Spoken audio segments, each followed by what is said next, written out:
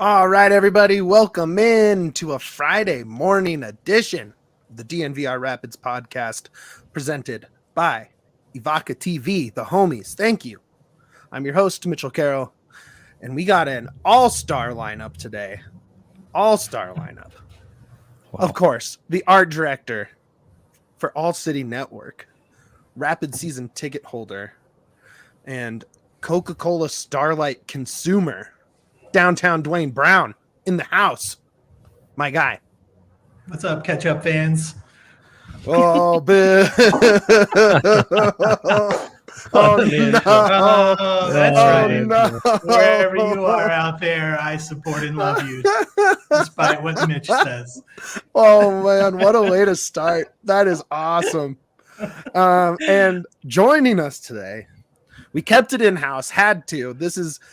We could not have picked a better supporting cast for today's show.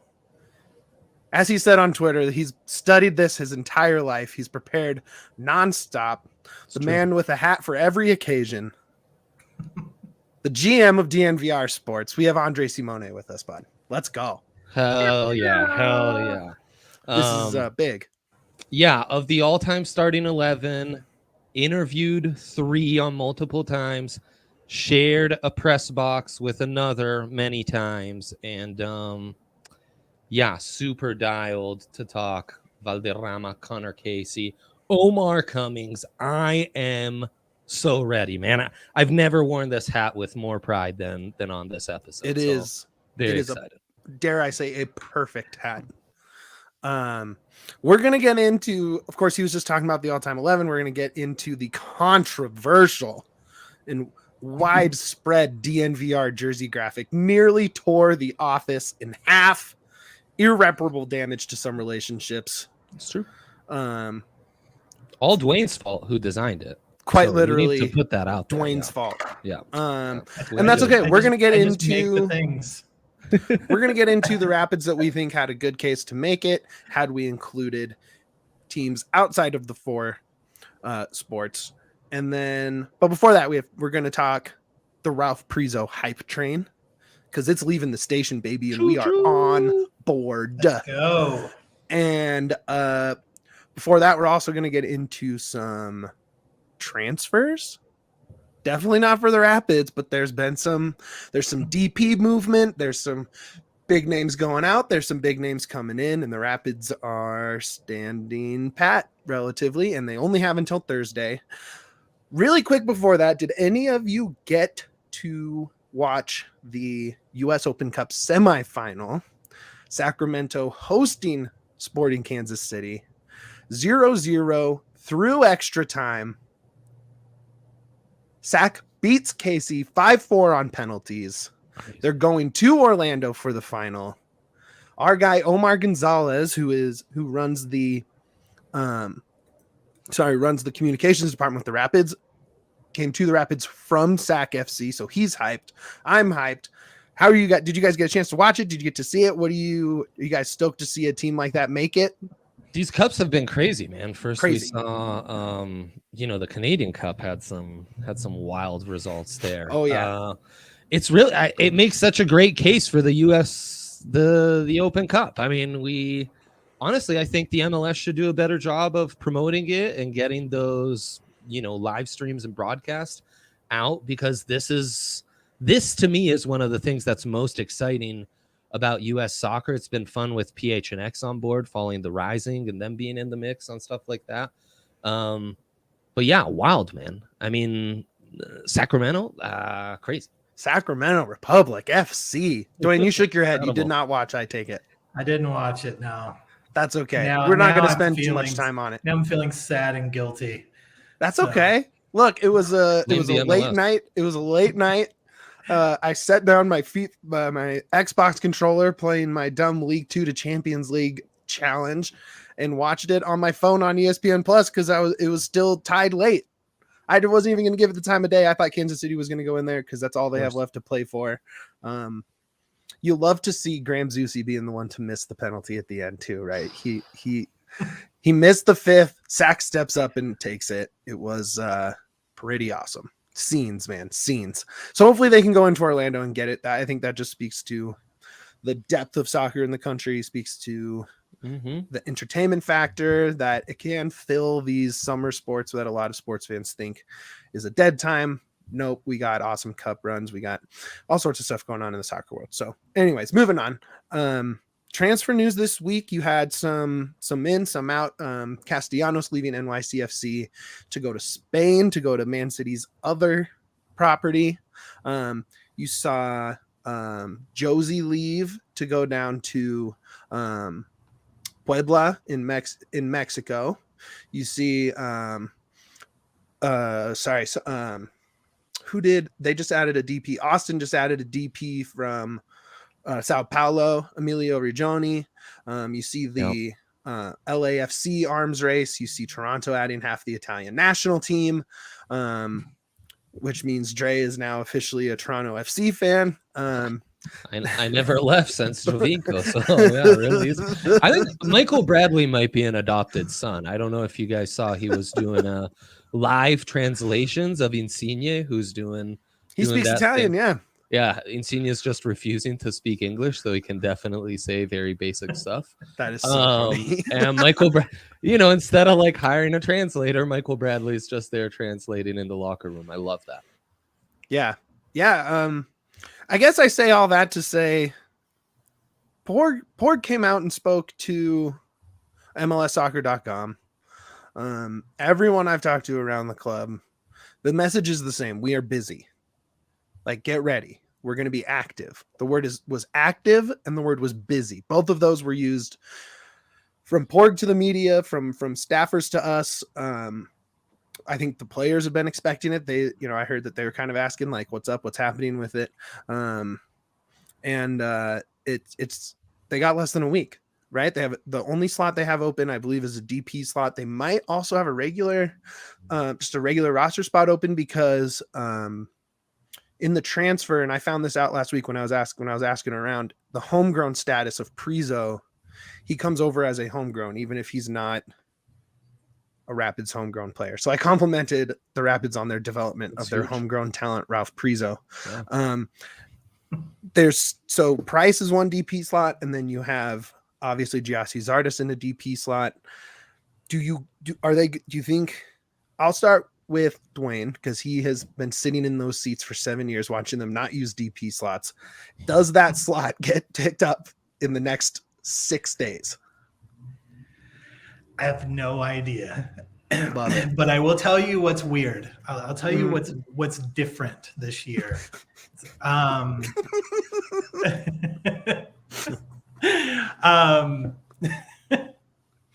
Man, you just like totally smashed my brain on that one. Sorry, that's totally the best meme in the world. I know. What's going on there? Anyway, I tell you, the thing that is different this year is that the Rapids have a long history of not doing a good job with announcing new players and having literally everyone on the planet announce it before them. Mm-hmm. So I think it's one of two things. There's been communications changes over there, which I think are a great thing. Good people there. So they're doing either a good job of, keeping it close to themselves and announcing it properly, which I think is a great thing for the club from, front office and communication standpoint, or they're not doing anything. So I'm hoping that it's the former, obviously, because I think we all would like to have something right now, with the season being kind of right now, like to have a little bit of excitement plugged in would be great. But also I think it's good for the club just to show that they've got it wrapped up and they're going to release it on their terms. So thinking strictly outside the player, like I like to look at organization as a whole. I do hope it's that former because I think that'd be a nice win in addition to the player for the Rapids as well. As far as me, like I have no idea, man. Like sure. I am completely clueless to whether or not they're going to do something or not. Yeah. Now, Dre, Yeah. you've been following / covering this team for a long time. I think there's a perception of the Rapids that they don't go get players, but I disagree. I feel like every couple years they make a pretty big splash. They've already made some pretty good high profile moves, even in the last calendar year.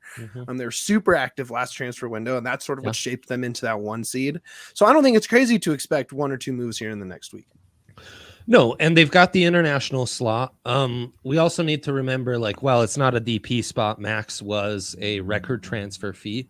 That was no small economic commitment. The GAM commitment they made to Jossie is definitely notable as well.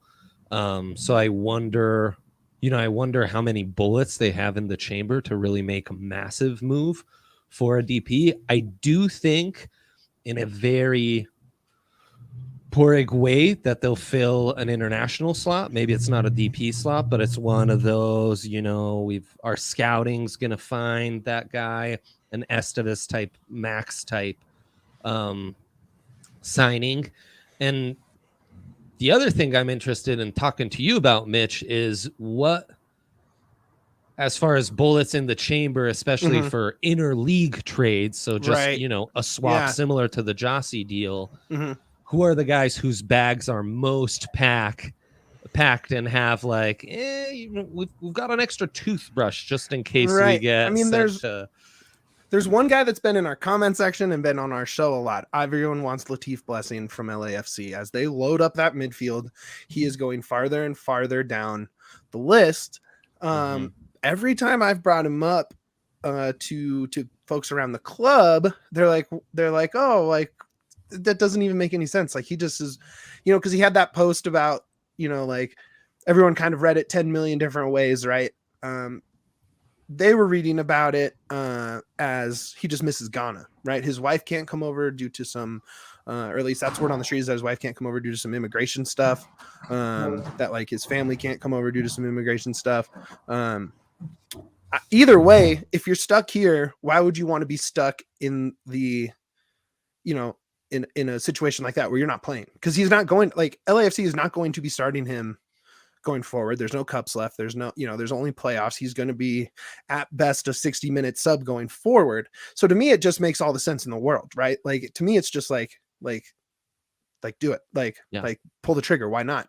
The other one that doesn't, there's no rumors around it, but to me makes a lot of sense, and you've already worked with them several times, is Columbus is asking about Darlington Nagbe, and if he is available there. I think just a safe, high floor, low mistake MLS vet, right? Like, that's the guy I really like, and I haven't brought him up yet because there isn't a rumor there, per se. There's nothing that says he's available or that he's out there. But I think Nagbe fits the profile of what's missing from this team, which is possession, which is low floor, low mistake, veteran, steady, right? Like, straight, like, don't get too high, don't get too low, just play your game. Doesn't matter if you go up a goal, down a goal, because I feel like this team's so reactive, right? It's a roller coaster every game. And I think filling that, and as much as I want to see, Ralph take minutes, which is, I mean, he's been starting, he's been, it's just, I think the move is get a guy for the next 3 months that is a pure MLS vet that can hold down that spot. To me, that would make a lot of sense. And then I think, for the bigger, splashier moves, both Sammy Vines and Cole Bassett have, potential transfer fees coming down the road, potential, percentage on resale and what have you. So that's where all of a sudden the doors could really open up. But I think you're a bit more in standby when you talk about like international transfer fees and the options available. Yeah. So and I'm for those guys, are you thinking like swaps, trades? Like what assets do they have available to make those kind of moves? I mean, they're sitting on a mountain of GAM. They, for as much as they spent on Max and they've spent on guys, Porig is just like a magnet for GAM when it comes to transfers. He just pulls in just a ton, and that is by far their biggest. And a team like LA, which has spent a ton of money, would probably really welcome $1 million in GAM for Blessing, because or more, like, they can spare it, right? They could also trade that international slot. Well, would Blessing fit in that? I don't know if I guess Blessing would, because he's from Ghana, so I guess he would take that so. international spot. Yeah. But he could probably, there's moves to be made in terms of roster structure. Borg is kind of a genius when it comes to the ins and outs of the complicated MLS structure of building a roster. Cody and the saying, "Give me, pass it back." I guaranteed Feyenoord is going to pull the trigger on the buy at the end of that loan. They've kind of built their roster over the summer for that. But I do think if you are looking at Europe, I think loans are possible, especially in this last week, because most of the big moves have happened in Europe already, right? Preseason tours are mostly done. Teams are getting back and going to have a couple more friendlies at home. Cups are starting this weekend, like the Deutsche Pokal starting this weekend. So rosters are taking shape. And if there's guys that, are just kind of a little lower down the totem pole than expected come the start of the season, maybe you can snag a late transfer from a Belgian club, Dutch club, lower level Italian club, whoever just doesn't feel like their prospect is going to get the stuff. Because here's the other thing, it's a short-term loan, right? Like October, you can send them right back. So why not? Like that to me is where he can really shine. For sure. And at this level of world football, deadlines make deals. Like nothing gets done until there's that urgency, and then you finally have to move. So I think, things have been kind of no news thus far, but I do expect things to really ramp up here. I mean, my Manchester United is going to give me a heart attack on transfer deadline day. So that's going to happen there. All that said, if they don't make that move, and Duane, you're gonna love this section, I think, because if that move doesn't happen, it's Ralph time, baby. It is. The Priso train is leaving the station. He played 45 in his first game, played 60 in his second game. I spoke with him after practice this week. We talked for probably 10-ish minutes, but he feels totally settled in. The way he was speaking, it's not just like, one vet has been like, "Hey, I got you." Like he said, the entire team is hitting him up, asking him if he needs anything, asking, like helping him settle into Denver. Like he's just been football. It seems like they are all in. And I learned that he has known Fraser since he was like 14 years old. Crazy. So he's already feeling comfortable there, and Fraser obviously does, because he started a 19-year-old immediately in Mac's spot. Well, look at how long it took for any of the other new additions to get regular playing minutes. Oh yeah, I mean Max, it took 3 months. Right. I mean the defender you love took a while to integrate him. Gus. I mean everyone across the board. Yes, that is. So instead, boom, hit the ground running, immediately getting minutes at his age, which I think, that tells you everything you need to know about how Fraser feels about it. Yeah, and like Mitch said, during the State of the Club meeting a couple weeks ago, they talked a bit about Priso coming in, and Fraser was very upfront, saying like, "I know who we have in Priso. I've worked with him since he was an academy player," and so he had mentioned, I've known him since he was 14, 15 years old, and he's been pretty close with them. So Fraser was I think pretty heavy on being excited about that trade and bringing him in as a part of it. And, Porg spoke to it too, as far as, having had his eye on him for a while. And so, they made the offer, and when it happened, sounds like it was a pretty quick thing to agree on. So, they're all in on Priso. I am too. I think in a couple of years, like Priso is going to be, he's going to be the face of the club, or one of the top faces of the club. Like, I think that dude is the real deal. And I think he really fits in. And this is the interesting part to me is we came into the season thinking that Fraser really wants to run out this 11 one specific way, right? Basically 5 defenders, 2 attackers, 2 full-time attackers. And then, it's not crowded midfield, but 3 in the midfield. It seems like Rubio as that, that attacking midfielder but can drift back a little bit is the move, right? Especially once you brought in Zardes. So all of a sudden you need two, almost 2 6s really, right? And so you can play Price and him together. And as Wanners says, he's got that dog. He's got the dog in him. He's got the snarl. He's got the look. He just sends rockets. Like he has everything written about him is fan favorite in the future, and he's going to have every opportunity. He's our kind of midfielder, Mitch. Yes. That's my guy. He's actually the kind of midfielder that both our European clubs could really use. That physical, dog in the middle. Yeah, you're not wrong about that. All in. Yeah, all in, 100%. And Duane said it right. I think this is a long-term piece. I don't think any European team is going to come in and swoop him in the winter or next summer, right, barring just an explosion. And I do think he has a pretty high ceiling. Like, I think if he wanted to, he could go make a living in Europe playing soccer.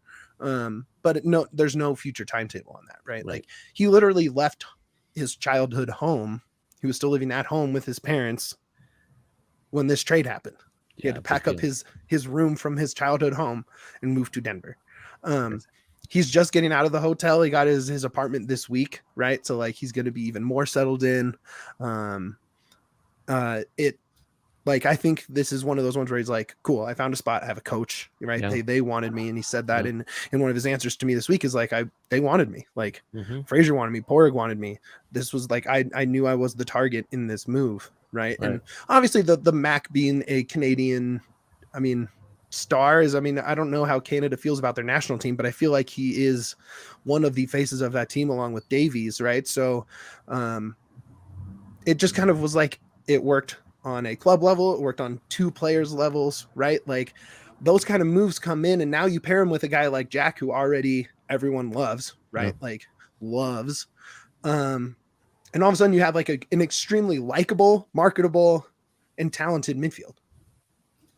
And can he play off of Price? Like we haven't seen that yet. Price was leading the team in like the physical part of practice this week in terms of, like the little shuttles and ladder drills and stuff like that. He did not participate in, from when I was there, at least he wasn't participating in like the actual set pieces and 4-on-4s, stuff like that. Do you see that as a fit? Because it kind of has to be if we're fully all in. Duane, you want to start with Price back or not back? Yeah, with Price back. So assuming what? So Acosta gets the boot, or does Priso get the boot? Like it, you have to make that work. Yeah. To me, it seems like a much more natural fit and balance off of Price. Than Acosta? That was always kind of Priso. Oh. Yeah, I think that's been the awkward fit with a lot of this midfield is you didn't really have the guy to pair next to Price because you felt Kellen's absence and his ability to kind of move around. You felt Bassett's absence and his versatility. And it hasn't really worked with Acosta in my mind. Mac was an awkward fit at times and was finding his role a little more. And obviously, we've moved on from that. So he, to me, feels like a much more natural fit than what they've had thus far this season. Right. And it does feel like they sort of forced Mac into a role where maybe he wasn't. Yes. Right. Like that's not where he should play on the field. Well, he was asked to fill like 3 positions at once. And it was just like, it's not happening. And they were still fluctuating through those, those formations like that. They were going to 5-2-3, they were going to 5-3-2, they were going to, and then all of a sudden this 4-3-3 came out of nowhere when everyone was hurt, when you expected them to not use that at all, right? And now it does seem like this 4 back line, Price or Acosta in with Priso, with Rubio above them, right? Like that yes, that attacking foursome has just been too potent. Whether or not they've, put up the goals, still haven't scored 3 goals since the Atlanta game in March, but it's pretty clear that 4 will work together. So can Priso connect the dots, right? Like you saw some rookie mistakes not rookie mistakes, but youth mistakes from Gus in Seattle. Just a couple, not a ton, right? Max has obviously struggled with, I think, the change of physicality from Brazil to the MLS. But can you that's the other factor in the future is you invested in Max. Can Max and Priso occupy the same midfield?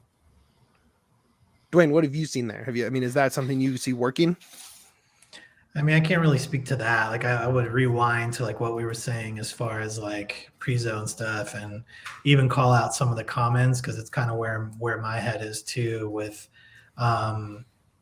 Zach and Cody kind of both feeling that Priso is going to start over Acosta if Price is back. I mean, he should. And we've said this many times, Mitch. Like, Price and Acosta they're too similar. Yeah. Like, they're too much the same guy. Yeah. So it's not a great pairing. So it's kind of one or the other there, if we need to sub off, which is nice to have that depth, for this season, especially with Price out. But I kind of feel the same as what,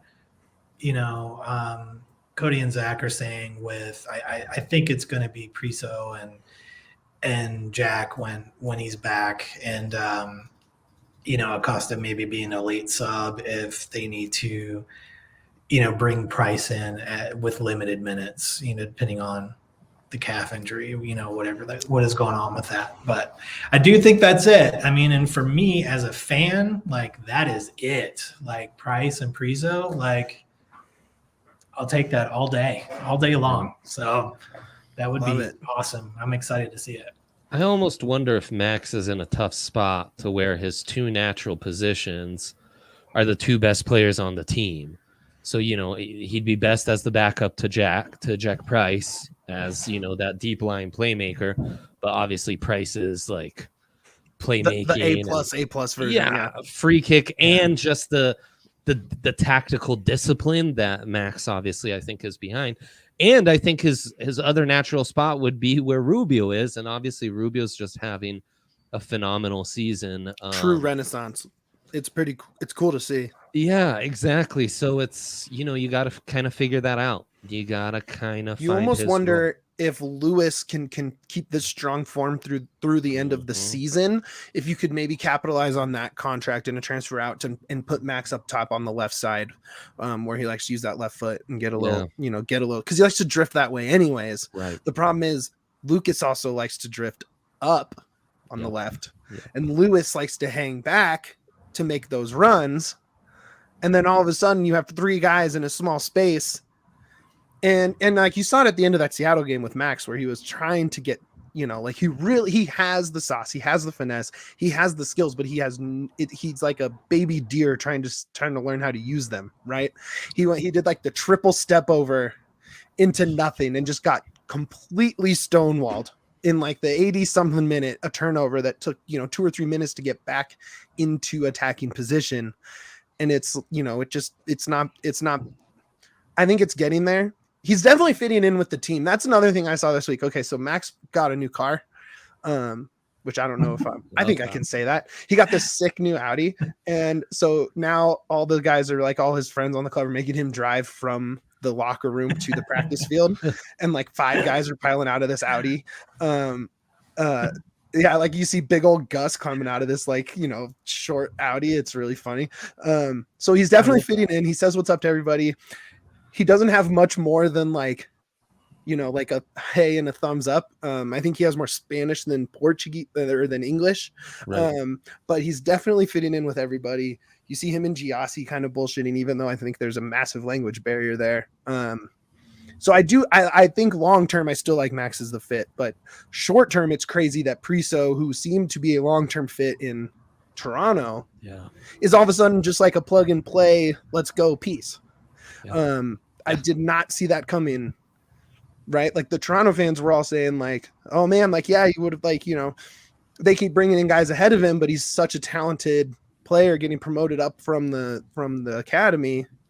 That eventually he would contribute. And I mean, I expect him to be playing 90 once he's to altitude fitness. So hype train's leaving the station. I think everyone at DNVR, we can officially say, is on board the Priso train. Let's go. So choo-choo baby. I just want to point out Mark H's comment there. Mark H's comment about Fabrizio. the day Fabrizio tweets about the Rapids will be a glorious day for us soccer heads on Twitter. Love of Fabrizio. Here we go. Here we go. Juan Mata to the Rapids. Just kidding. That was Wanners' fake rumor. Shout out Wanners on that one. He had some people going there. We're going to dive in to the jersey number, the best jersey number segment here in a second. But first, we got to talk about the homies from Ivaka TV. The best partners you could ask for. They have a whole new way to deliver sports programming right to your TV. They carry altitude, so you can catch this last season. You can watch Cello break down the PIDs one last season. I know Dwayne's a big fan of the Brit doing play-by-play there. I am. Big time fan. They have it all. You can catch your boys of summer. You can catch your PIDs, but more, you can also catch your Rockies if you're a Rockies man. Hopefully you didn't watch it last night, but you could have on Ivaka TV, and that's the point. It's if you go to ivaka.tv/DNVR, you enter promo code DNVR there. That's 2 times DNVR getting in there. You love to see that. You will get $10 off your first 3 months. That is $15 a month for 3 months. That carries you through the end of the PIDs season. So you can DVR it, and you can be a sicko, just like our guy Yaya, who's currently on a beach in the Yucatan. He watched that Seattle loss 3 times on his Ivaka DVR because he is just truly a glutton for punishment. But he, he's smart because he has Ivaka, and he doesn't have to spend a ton of money to get quality sports programming in his house. Go to ivaka.tv/DNVR, use promo code DNVR. Do it now. Do it. Thank you, Ivaka TV, for the sponsorship. All right, we're gonna get into it. Right there, right in the corner. Dwayne's pointing at him. We're gonna get into it. Let's go. This was the day of days at DNVR. Like, man. There it is. Oh no. There it is. Look at that. 154 retweets, 112 quote tweets, 1,200 likes. Countless arguments and people saying that we're idiots for picking one thing over the other, or a lot of people saying proof that no one's really a Denver sports fan. Like, okay, guy with no interactions on your quote tweet making fun of us. Just kidding. Thank you for interacting with DNVR Sports on Twitter. We appreciate it. Like and follow. I was adamant from the beginning of this of getting the Rapids in there. Personally, I don't think you need to include colleges if you include professional soccer, but the non-soccer heads felt that opened up the door for everybody, and I think that's fair. We kept it to the 4, right? I do think even if you only keep it to the 4, there were still 2 fantastic arguments, and I want to get those ones out of the way. The easiest argument on this were the bookends. The easiest argument was number 99. Was Andre Shinyashiki. We're going to start there. Why not? It's the easiest one. We can get it out of the way the fastest. That was the easiest one. He was MLS Rookie of the Year, has the DU goals record, should have been 99. I've never heard of Shane Jornet. I'm sure he was a fine Denver Bronco. But an early 90s defensive end who didn't have much of a lasting impact. I felt it should have been Shinyashiki. I got overruled pretty hard, and that's okay. That's fine.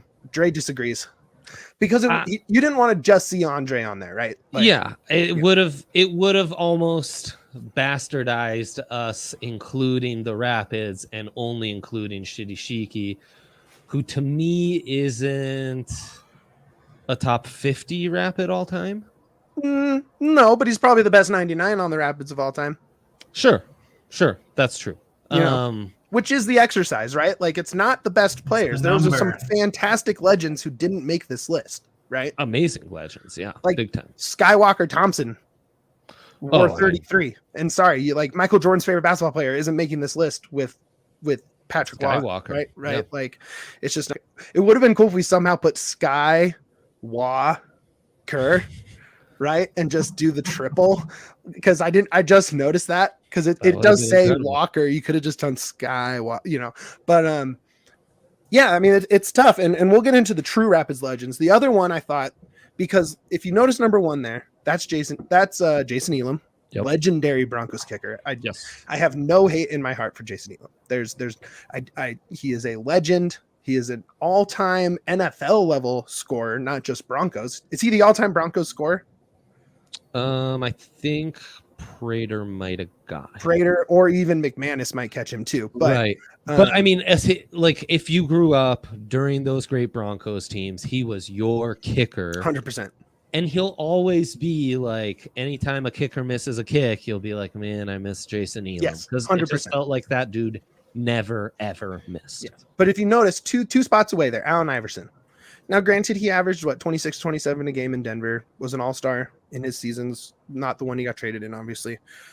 But he's mostly there because he's Allen Iverson, right? Like we can't not put Allen Iverson on there, right? Mhm. So my argument is, if we have Allen Iverson on there because he's Allen Iverson, you got to have Tim Howard on there because he's Tim Howard. Not because he was great, although he was an all-star.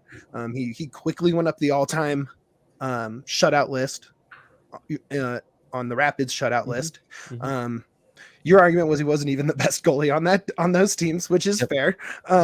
But he wasn't bad by any stretch. He was an all-star, and he's Tim Howard, right? I mean, arguably, and I don't think either one of you agree with me on this, but I do think he is the greatest American soccer player to represent in the modern times. And in my mind, as good as Jason Elam is, place kickers are place kickers, and Tim Howard should have got that number one to me. Now, I don't think a lot of people consider him a Rapid. I do think Rapids fans are stoked that he chose the Rapids over 20 something other MLS clubs, right? But I mean, walk through, both of you were involved in this. This was early on in the discussion. This was when things were still civil.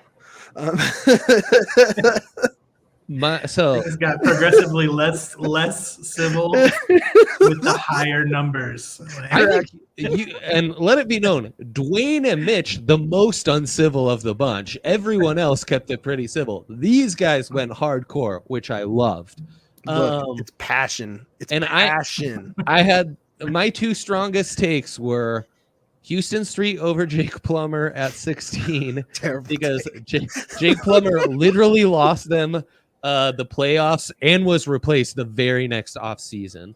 My smoking Jay Cutler, baby. And yeah, Tim Howard wasn't the best goalie on that team. They're making a run in 15. They add Tim Howard. Look, I pitched BSN. We're top of the table, and they're about to add the greatest American soccer player of all time.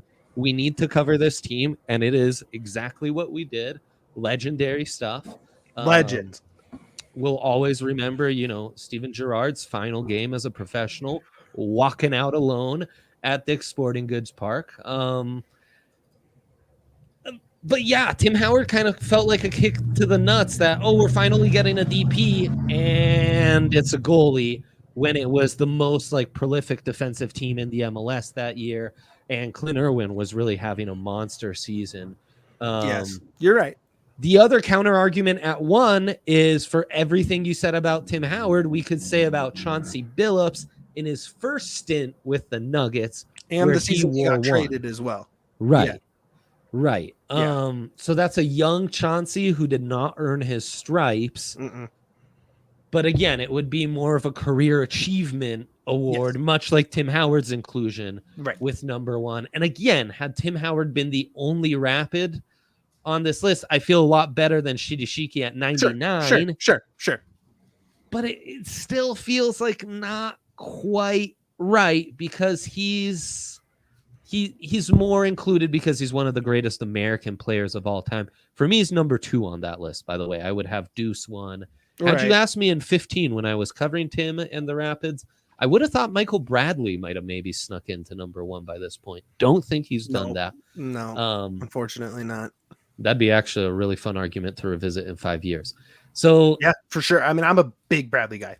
And Jason Elam's just such an institution. And he's institution of Denver, honestly, right? Like if Tim Howard had even spent, I don't know, 2 more seasons, like if he had just even a little longer, I don't think you can not have. I mean, the value of a good keeper, of a legendary keeper, is higher to me than the value of a legendary place keeper. Oh, no doubt. Right. I mean, Duane, you watched him. I don't think it's longevity that gets him. I think it's what hurts him is the team was only experienced success in the 1.5 season he was there. Yeah, and again, I mean, the thing is that the argument has to be like, is it based on his time in Colorado, or is it the body of work and he happened to also play for a Colorado team? You know, I think we were strict and that's on where that. the chart we weren't though, because that's why you just said Iverson is in there. Except for in the Iverson case. I think we were Right, strict so- except for in the Iverson case. Yeah, so that's where, you know, it has And to be DeMarcus across Ware. the board, and it's not, you know. So that's where the legitimate argument is for Howard, is because, well, the rest of the chart is not, you know, it does have those, you know, DeMarcus Wares and Iverson's in there that look more at it like a full body of work.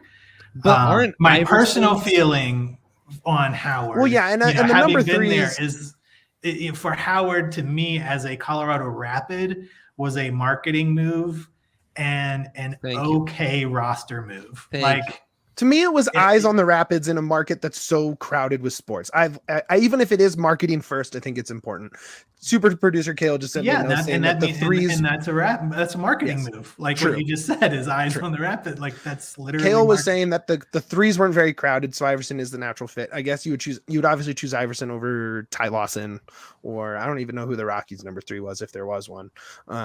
I'd have to pull up the thing. There's Russell Wilson will have that spot in 2 years. And again, to me, Iverson's 1.5 stint with the was it 2.5? I feel like it was 2.5. I think you're right, 2.5. I think that was more. Oh, sure. I mean, he averaged 27 a game. He was an all-star. Yeah. I think he only won 1 playoff game in those 2 seasons. But that was more of a mellow George Karl problem than an Allen Iverson problem to me. Yeah, and I mean the Western Conference and how stacked it was. Yeah, I think they went up against the Spurs in one and the Lakers in the other, or something like that. So, and I'm sorry, DeMarcus Ware, what he did as a Bronco, for way more significant than anything Tim did. And like, Matt Holliday's getting iced out by Cargo for the longevity as a Rocky, you know. I did see one before we get into that list you sent me, Dre. Someone said we need to get Yarby on there. He had a case at 50, I think, except he was much better at 22. He's been better at 22. He did come in at 50. I still think AG's impact, especially when you saw that week and a half before Jamal Murray tore his ACL, he seemed like the perfect glue piece next to Jokic, and we'll hopefully see that this season. I think 22 is up for grabs. Drury was good, but I think if Yarby stays and continues his pace of just being a shutout machine, I think you'll see Yarby there at 22 at some point. But go ahead and I'll let you kind of lead the rest of this discussion. Let's just go down your list and we'll sort of talk it out. Sure. Important to note before we go that every one of these answers is completely right and not debatable. Yeah, so don't even try. Exactly. You guys want to make a case against Allen Iverson at 3. Maybe the strongest case would be Drew Moore. No, he doesn't have a case over it. I was just saying that there's a legacy pick there, but there wasn't enough competition, so it's not really a legacy pick because he was an all-star the whole time he was here. Right. I was just kind of speaking to, you could make that argument for Howard because he's a legend and Iverson is a legend, but Iverson was also really good here, and Howard was a one-time all-star, but he wasn't great. He was just good. So yeah. I don't think Drew Moore would ever take that 3. No, ever. I mean, he's worn the captain's band. He's been with the team, and gosh, their 2 most successful post-cup stretches. Yes, for sure. That counts for something. But he'll never have the Iverson. You're not beating Iverson. That's a tough to beat number. Russell Wilson, cross fingers. We'll take Great that. Great point. Yeah. Russ would be a fun one. Then 4, very next number, Rob Blake gets it, and I think rightfully so, but Jeff Loranowitz and Robin Frazier, both epic number 4s. Ooh, Robin Frazier, that's a good one. We didn't have any, I guess Walt Weiss was a manager, but Dan right. Issel, Dan Issel also 44, there was a bit of an argument tacked on with, because of his coaching success. Yeah. I think, man, that's a really good one. Blake, though, is Jeff Loranowitz is, I mean, again, and I'm not saying either one of these would go over Blake, but I mean, Jeff Larentowicz was just a centerpiece, feisty. Oh, yeah. Feisty. Talk about Always having dog in if- him, dude. yes, That is if- Lorenowitz to a T. if there were questionable actions on the pitch, it was Jeff coming in hot, like, just a mainstay of the Rapids for a long Man, get time. that guy in skates and get him on that fourth line. Just cause some problems on the ice, man. Let's go. Absolutely. Well, and I mean, a key to the 2010 Cup Absolutely. run. Jeff definitely is someone to mention here. It's just 3 seasons in Colorado, though. So as epic as that tenure Really? felt, it's just Gosh, 3 that seasons. feels like a lot longer than that. Oh, I know, Yeah. man. Wow. I know. Yeah. I am shocked by my own lack of knowledge on that. Yeah. No, Having but been you're there. right. Like, Having been at almost every match during those 3 seasons and, before and after. he Just felt feels like such a his mainstay. presence was, yeah. Big time. And 5, we talked about Cargo over Holiday. But to me, Kyle Beckerman does deserve some love. For me, coming up as a kid, Yeah. like that was a dude Yeah. I liked. Always, I think it's during the 2010 run. I can't remember what round, but I'll always remember him after they won a penalty shootout, flipping off the opposing fans. Legend. Like Legend. anytime you'd see him on the national team, you felt great about him. The problem is, if you're retiring that jersey, if you're inducting him in some sort of MLS Hall of Fame, I think he gets inducted as an RSL player, not a Rapid. Oh, for sure. Oh, Yeah, no, he's RSL and national team over the Rapids. He really is. But that guy also another example of dog. The ultimate dog. Ultimate dog, because you either loved him or absolutely fucking hated him. No, And there was doubt. absolutely zero in between on Beckerman. Yes. Yes. For me, it was hate. But well, there you go. Yeah, I Yeah. honestly have I feel like that a bit about Pablo, and we'll get to that at Whoa! 25. Whoa! Because Yeah. we'll get into that. Okay, and now the nitty gritty. let's go. Let's get into it. I think 9 and 10.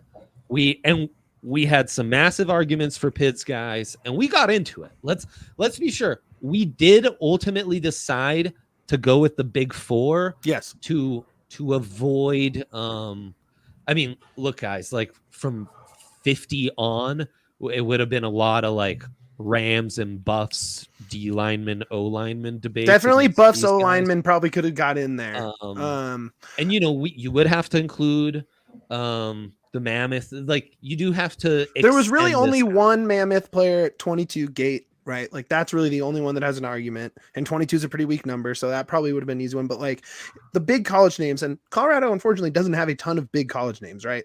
Like Cordell Stewart's not going to take 10; he didn't do enough, right? Yeah.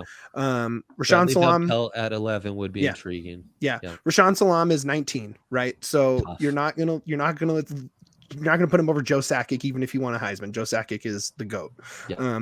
And then Becky Hammond has a case at 25, but Oh my CHJ God. is also the greatest defensive undrafted player ever. So like, Yeah. He probably wins that argument, even how great Becky Hammond is. So ultimately, do we want to put 2 Rapids on the list? Then it almost Right. doesn't feel right. Right. So- And then there's DU hockey. Yes. And Where there's legends, like there are, no, but legends. they also probably lose because Denver has a ton of legends in sports in the Big 4. Right. And I mean, that's like we had these debates to make sure if there's a Rapid to include, it would be at 9, it would be at 10. At 9, obviously Connor Casey. I think had we taken this to a vote, it would have been a 5-4 loss for Connor Casey Yes. over Vinny Castilla. Yes. Um, Casey is this- a great case. He's a great case. phenomenal case. He's in the sweet spot where it's not like Valderrama, where a lot of peeps on Twitter and on our staff might have been a little too young. Yes. Connor Casey definitely still resonates.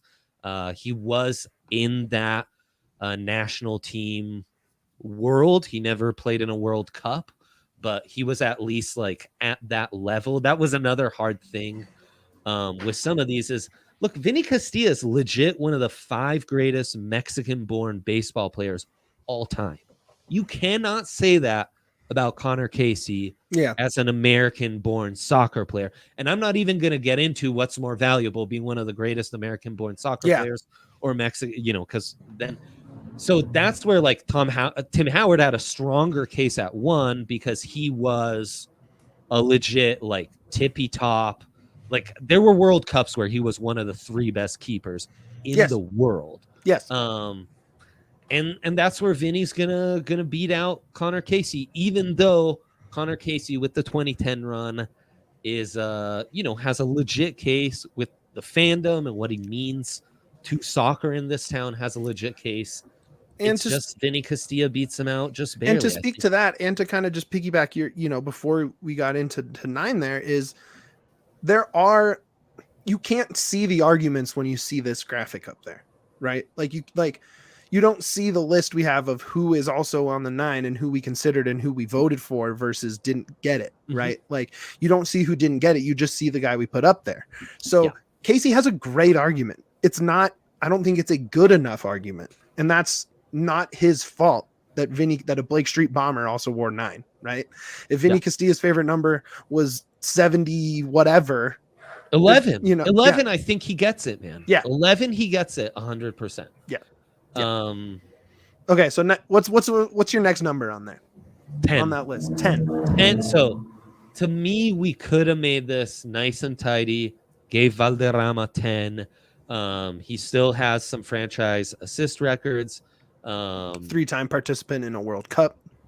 Right. So the like he's not world class at the level of some of the others doesn't apply to him as it might to other Rapids on this list because he certainly was early star of the MLS. Early absolute early pioneer of the Rapids. Foundational MLS level player, not just Rapids, although definitely for the Rapids I think he's the foundational name in terms of big names, right? Maybe but in terms of a league trying to establish itself among US sports, there's a lot of early, any older MLS head is a Valderrama fan, almost unquestionably. Yeah, absolutely. And then he's got the drip argument, like just sauce, iconic look, swimming in sauce, and I mean taking laps in sauce. That was a tiebreaker on some of these, whether we want to admit it or not. Some of these that had to go to a vote. I voted against Jennings because of sauce. Drip one out. Yeah. So it's an iconic look. It's an iconic mustache, afro, bracelets. Yeah, and a world-class player. So many bracelets. He had like 10 bracelets on. Look at that.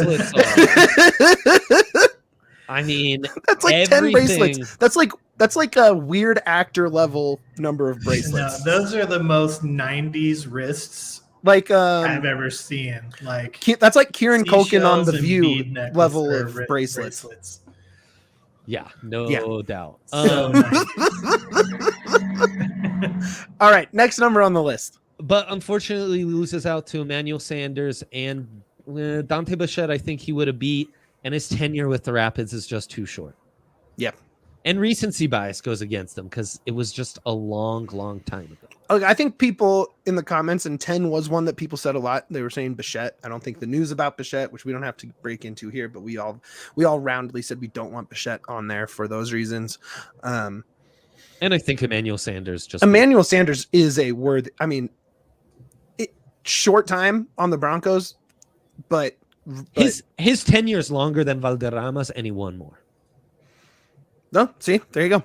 Yeah. So I'm sorry. I mean, he won a Super Bowl. He was awesome. He was unreal. I mean, absolutely unreal player.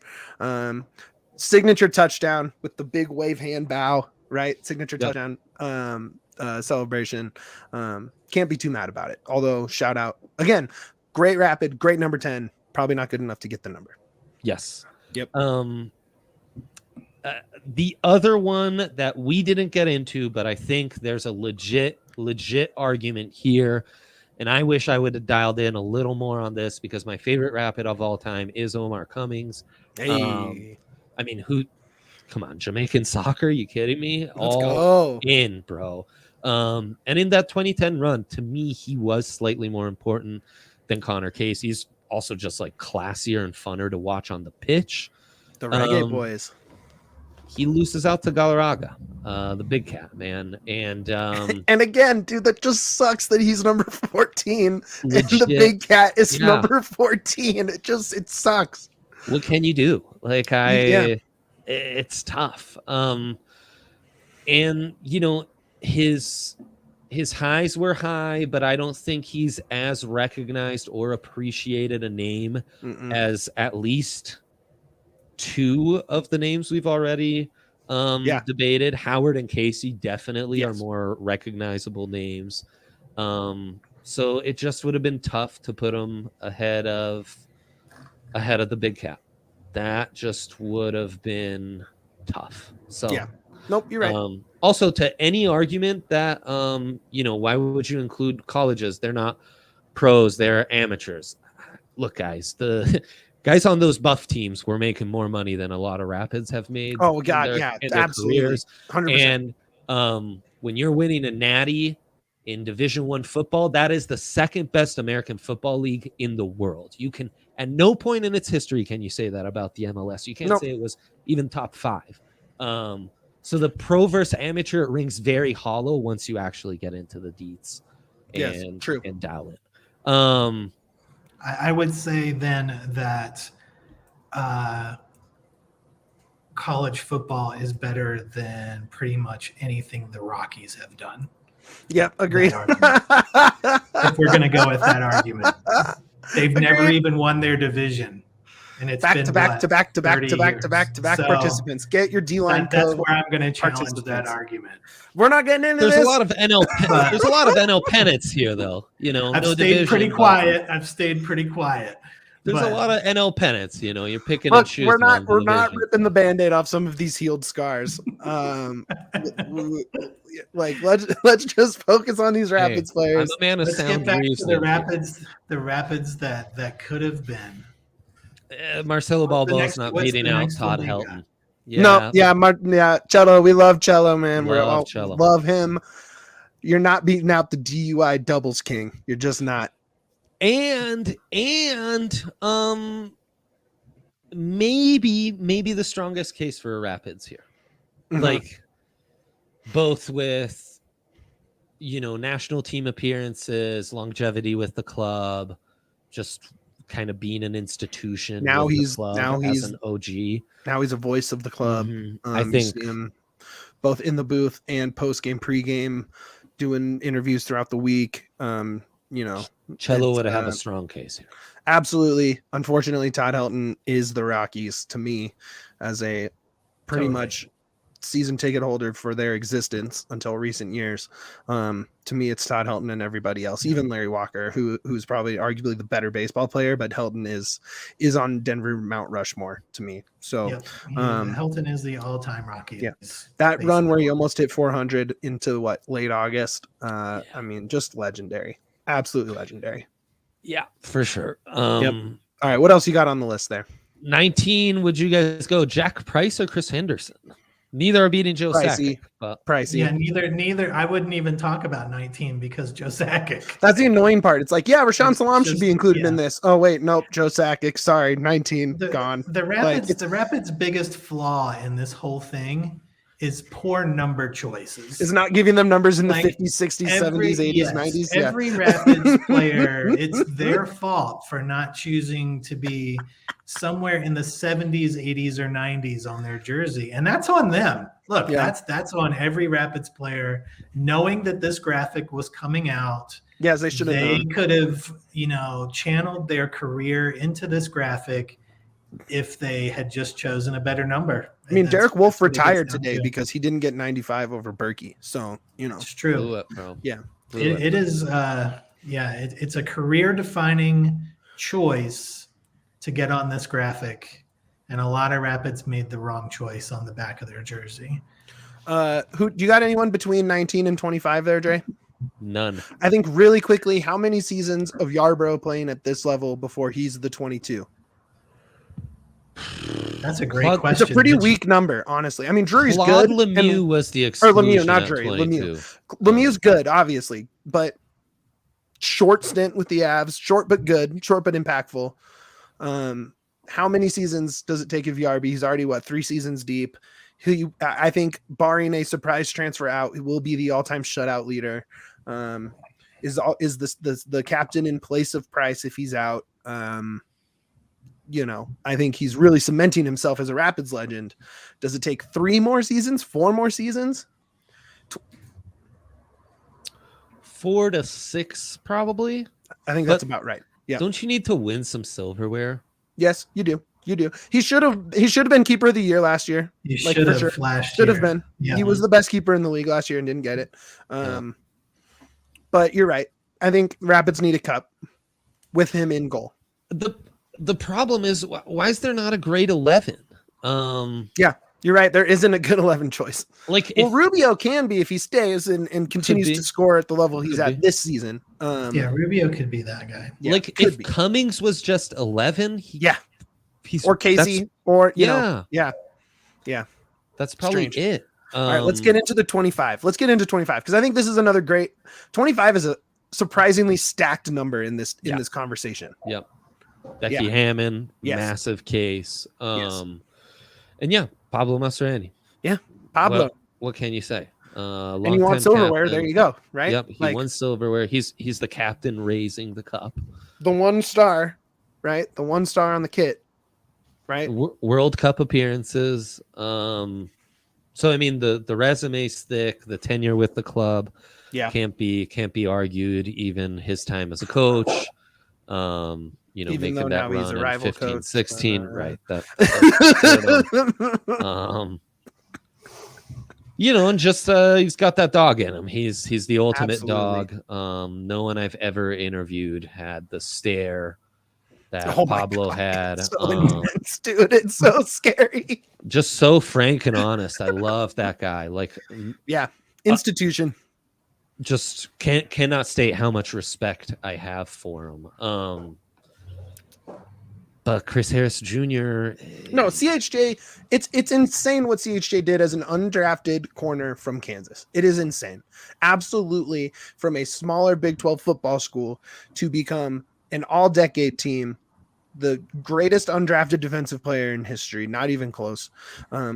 He's the second best guy on the no-fly zone. Yeah, and I mean, you could almost call him the best undrafted player ever if Rod Smith wasn't on the Broncos as well, right? Like he is truly, what he did is truly amazing, and it's tough in a sport with 22 players on the field to I think, for people to truly wrap their head around what he did. But winning a Super Bowl, what he did as an undrafted player, making the All-Decade team, it's impossible. Again, it's just one of those numbers that it just sucks. It just sucks that was the number. So Poor number choices. it's just man, I mean, there's even if you say take some high numbers, right? Like 66 Lucas. If Lucas is just that left back for the next 10 years for the Rapids, you're probably not going to beat Tommy Nalen, right? Like you're probably not. Great point. But Ralph That's Priso, on baby. Lucas. Ralph He could still Priso. change. Ralph Priso, 97. I think Malik Jackson doesn't have a vice grip on 97. Right? I mean, he was great, but he doesn't. It's not like he was great because everyone else around him was even better and he had opportunity to shine.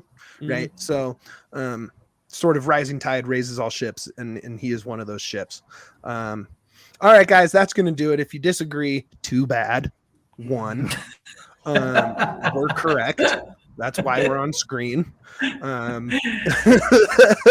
mean, I think we laid out the arguments. You know, we did. It's just Denver's full of sports legends. Very close. Ralph seconds. Priso soon to joining that legend status. That's right.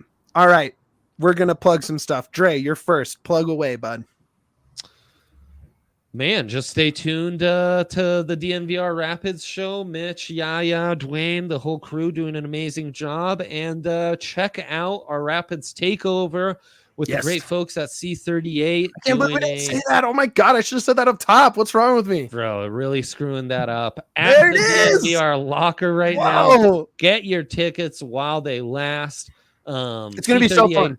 Best be so fun. tailgate in all the land. Honestly, better than anything, you know, any other Colorado sport. C38 does it right. All you can eat and drink included with this bundle. We've got you, and then we're seating right there under the shade by the corners next to our guys at C38. White Just having a Rubio likes to great celebrate a time. goal right there Yeah. in front of you.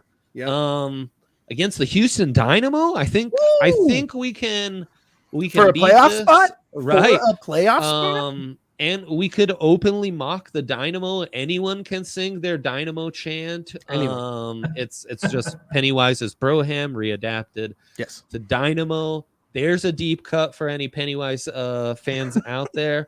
And I wonder where our age range is. I don't know if they're listening to Pennywise. I don't either. And Noah made a case for Clint Irwin over Tim Howard.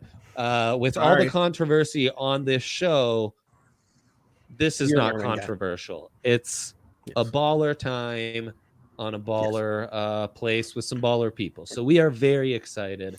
Listen to DNVR bets and watch DNVR bets. Dre will make you some money. Do that as well. Yes. Yeah. And the tailgate coming up. You got tailgate soon. You're a month out from tailgates.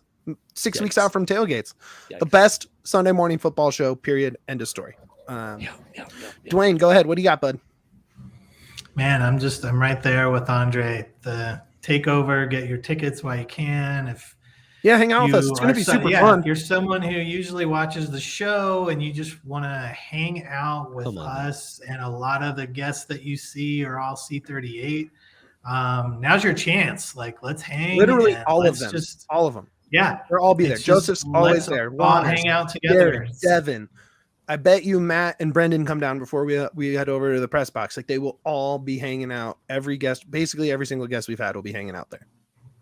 Yep. Legendary. So get there, get your tickets, and let's hang out together. It's gonna be awesome. It's gonna be just. It doesn't even matter what happens in the match because it's just gonna be fun. It's gonna be so much fun. We will not be. There's an update from what I said before. We won't be selling merch, so I'll be pushing the scarf and the t-shirt link. So make sure to get your Up the Pid supporter scarf. I would absolutely love to see it. If you're showing up in that, you will be a certified DNVR Rapids legend. So get over to DNVR Locker, get your swag. Go to thednvr.com, get your membership. Like and subscribe on DNVR YouTube page. Please, those thumbs up go a long way on the algorithm. Really help us out. It's a small thing. It takes no time. Just go ahead. It's right there-ish. Yeah. Subscribe to the podcast. Leave the guys a 5-star review. Yes. That helps on Apple Pods as well. Yep. Follow me at Mitch__Carroll. Checkmark pending. It's coming though. I feel it. Feeling checked out. Checkmarked up. But more important than any of those things, and we say it every time, and you already see it in the chat, baby. Up the Pids.